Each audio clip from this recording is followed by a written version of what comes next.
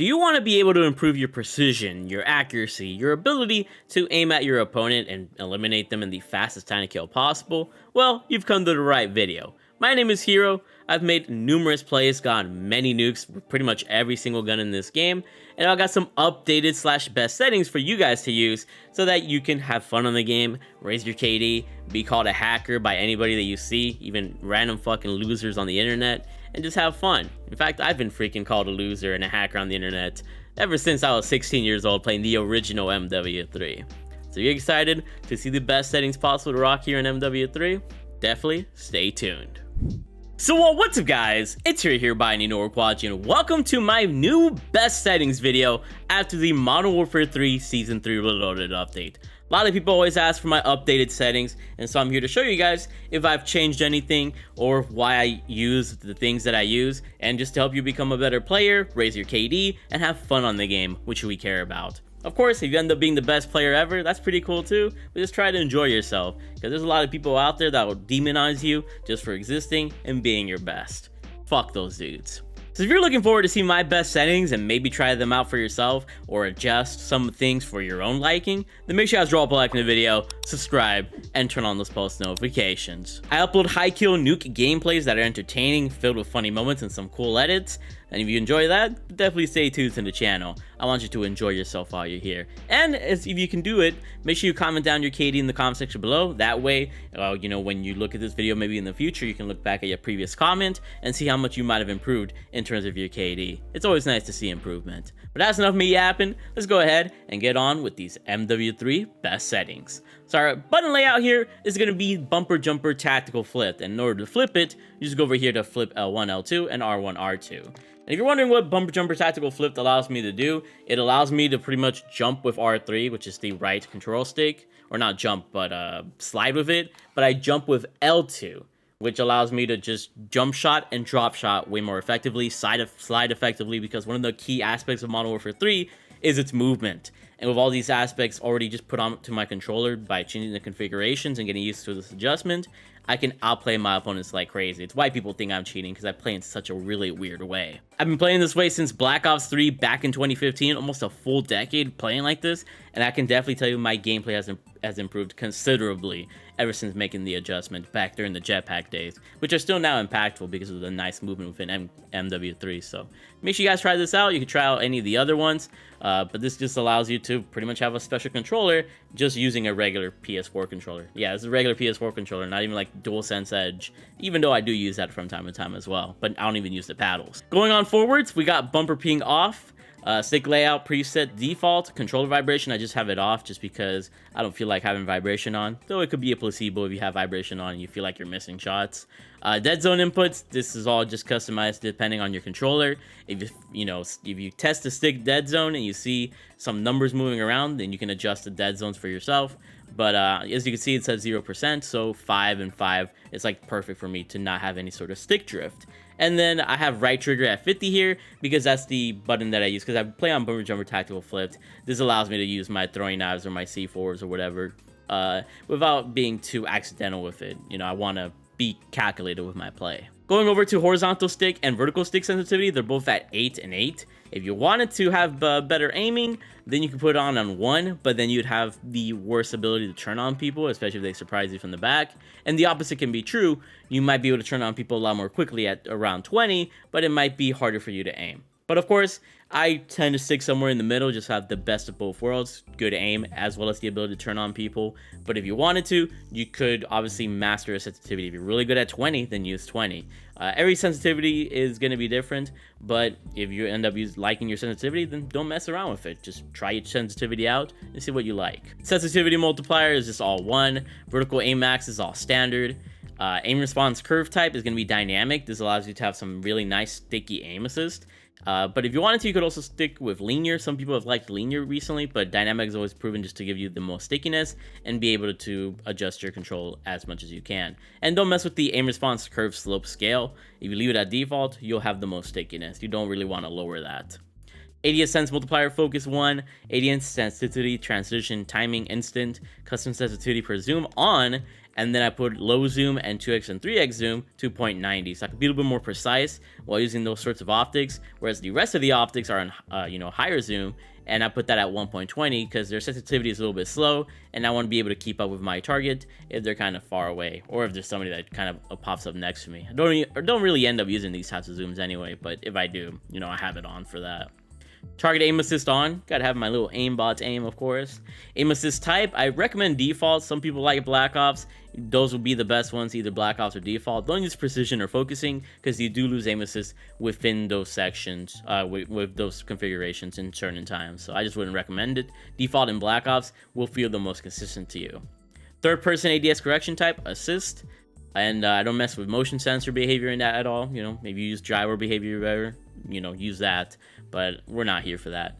Automatic sprint off. I've never used automatic sprint, and people always ask me, like, Hero, why don't you use automatic sprint? I'm just like, you're way more in control of your sprinting and your movement if you have it off. If you slide past a camper, you're running past a camper, you're not gonna be in full control of being able to stop and turn on that camper because you're just automatically sprinting. That's why I don't recommend having it on, for that reason. But if you like it on, then turn it on. Die to a camper. Auto move forward off for the same reasons.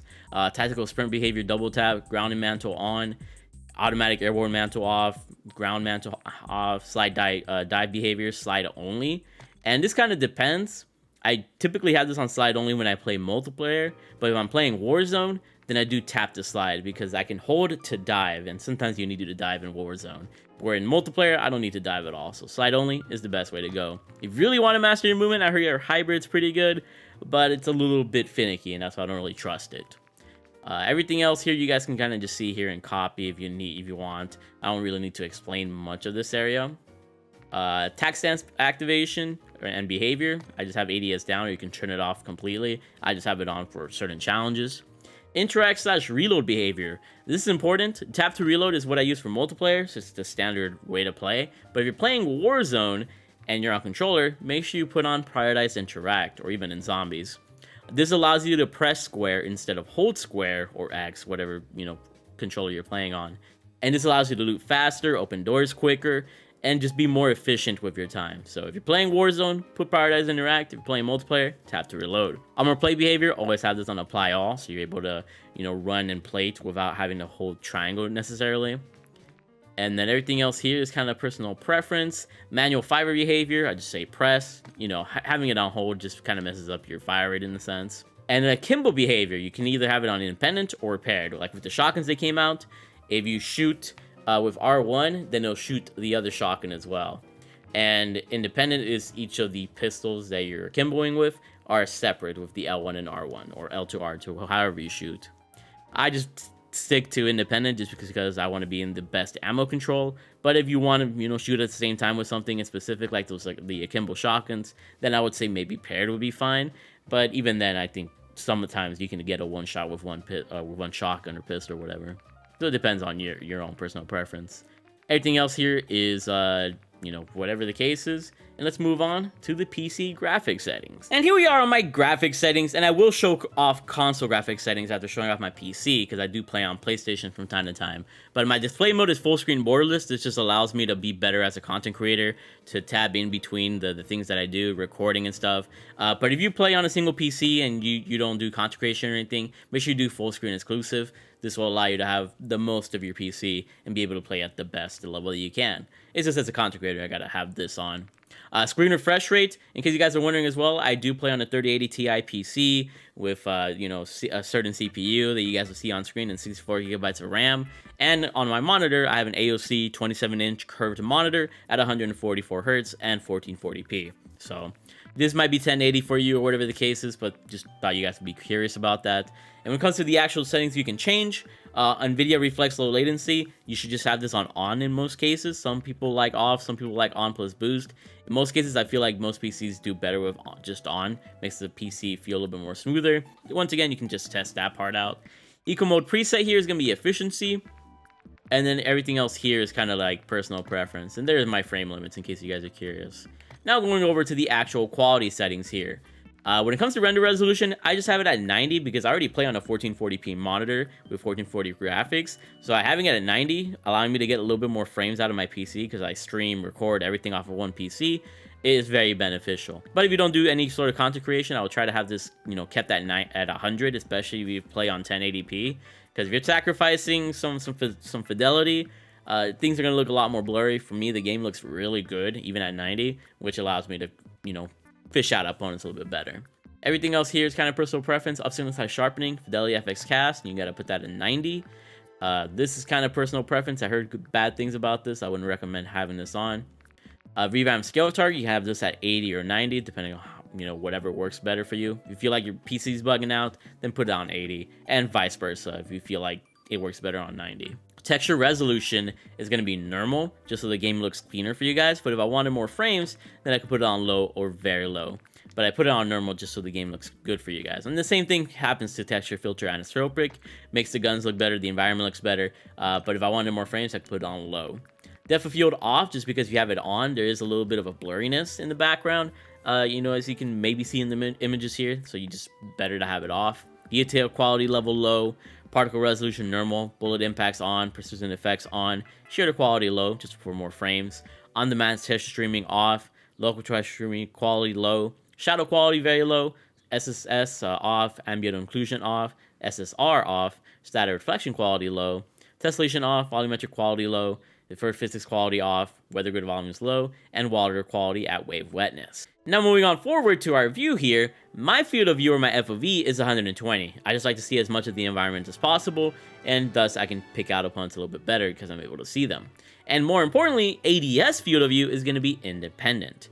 I use this instead of infected because it's a huge difference. When you play on independent, when you ADS, your FOV goes from 120 or whatever FOV you have selected to 80 FOV, which is a lower FOV. And you guys are probably wondering, Hero, why would you want to play on a lower FOV? Well, if I'm aiming down sights already, I'm focusing in on something.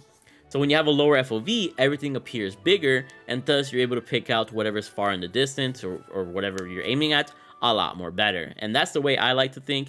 Unaffected, everything stays at 120 FOV. You're going to stay on 120 FOV when you ADS. And I don't like that personally, just because the object or the person that I'm trying to see when I'm ADSing is going to look a lot smaller than it is if I was on independent. So for me, I just feel like I play better on independent because I'm able to see the targets better, and thus that gives me a higher KD. So up to you if you want to rock with affected. A lot of people like affected. I rock that independent. Weapon field of view is going to be wide, just so the gun's smaller and I can see more of my screen.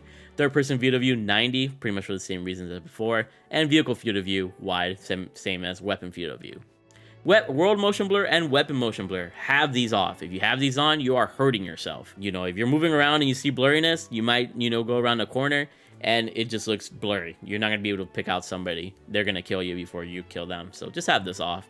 Film grain 0 for similar reasons. First person and third person camera movement at least 50%. Don't have it at less or default at 100% because that gives you more shakiness. And everything else here is personal preference. So yeah, with that being said, I'm gonna hop on my PS5 real quick and show you guys my console graphics settings. And let's rock and roll with that. So here we are on my graphics settings on PS5 or my console. And we just have the on-demand texture streaming here on off. World motion blur and weapon motion blur off for reasons that I've already stated, in the PC section. Film grain is going to be 0 for no blurriness. Depth of field is off because this makes the background blurry, so just make sure you have it off. Fidelity FX cast on, and you can put it up to 100 to make the game look a little bit better, and that way you can spot your enemies a lot more easily. Sustainability, I just put eco mode preset off. 120 Hz refresh rate if you're on a PS5 or the Xbox Series X consoles or S consoles. Make sure you put this on, because if you have a monitor that can go up to 144 Hz, you can take advantage of this and be a lot more competitive with the PC players that you're, going to be going up against if you're playing in crossplay lobbies. Otherwise, it's not going to be available for you. Field of view is going to be 120, and I play on independent. And the reason I do that is explained within the PC section. Just works better for me. Weapon field of view wide, so you see a little bit more of your screen. Third person field of view is going to give you 90, just because that's going to allow you to see as much of the environment as possible. And vehicle field of view is also wide, so the vehicle is as small as possible and you can see more of the environment. First and third person camera movement, both at least 50%. If you put it up to 100% or 75, you get a little bit more camera shake, and that can throw you off target. Inverted flashbang is personal preference. Third person ADS transition, I think that's personal preference, and everything else is personal preference. But there you guys go. Those are my console graphics settings. Now let's go back on my PC and show you guys my audio settings that I also use on console. And now here we are back on my PC, and let me show you guys my audio settings here. So for the audio mix here, specifically on PC, I just use PC speaker. It allows me to hear footsteps pretty well, but if I'm on like my PS5 or any other console, I usually rock between headphones, bass boost, home theater, or headphones. There's not really a huge difference between all of these. Just choose whatever sounds good to you, and that's what's gonna work for you. I typically use headphones, bass boost, but since I'm on PC, PC speaker works really well. Moving on, when it comes to the volume differences here, gameplay music volume is going to be at 2. I don't want to really hear the music from the game while I'm gaming, trying to hear the footsteps and people talking, which gives us dialogue volume. I have this at 50, just so I can hear certain callouts.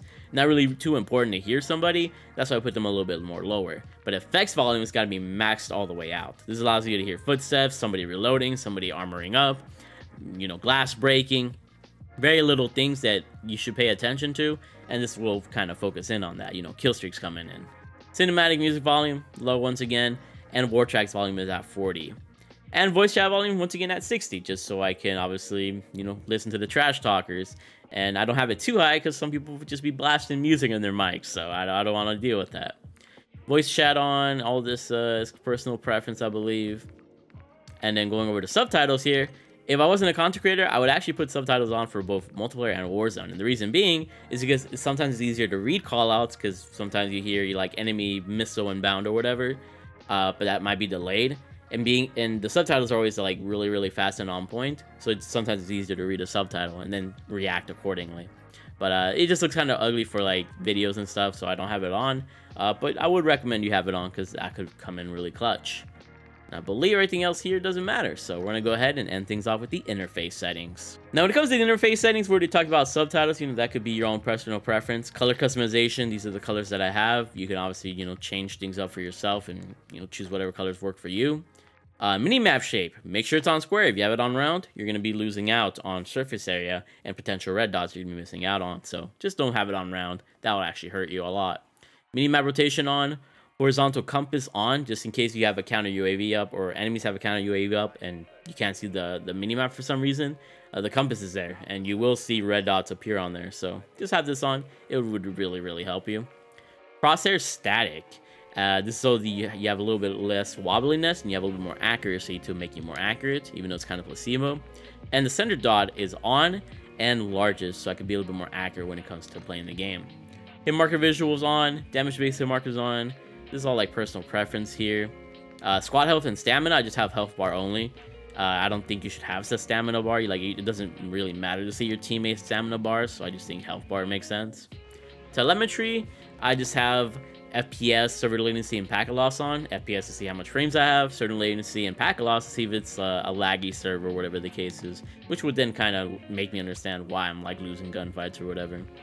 And everything else is personal preference here. But there you guys go. Those are my best settings updated for Season 3 Reloaded. Nothing much has really been updated here. I usually play on the same stuff, but people always ask. So, hope you guys enjoyed. Make sure to drop a like and subscribe if these settings help you in any way.